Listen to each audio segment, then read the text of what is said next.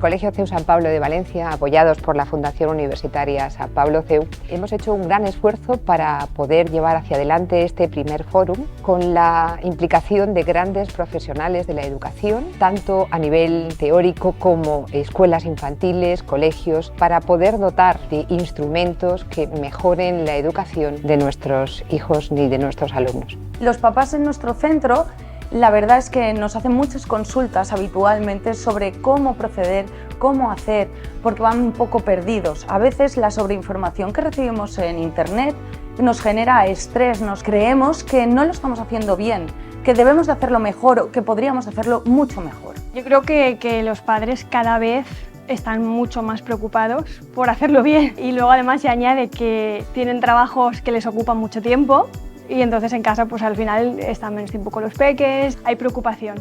Para mí este fórum, cuando me lo propusieron, me pareció súper interesante porque no solo se va a formar al personal de las escuelas, sino que además se les van a dar herramientas a las familias que en lo cotidiano las necesitan. ¿Cómo veo yo la formación que se da en los fórums para padres o familias? Pues me parece fundamental.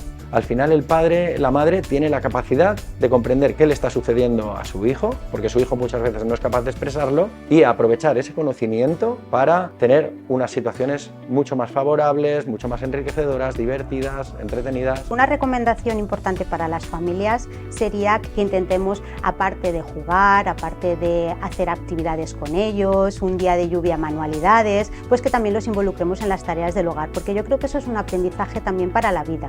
Que haya este tipo de jornadas donde orienta a las familias el cómo hacer, las dudas que surgen, ¿no? Al final en el día a día con los niños, el que haya profesionales que los orienten, pues a nivel de familia es un evento espectacular y a nivel profesional como nosotras como escuela igual, porque yo creo que las escuelas tenemos que estar continuamente formándonos.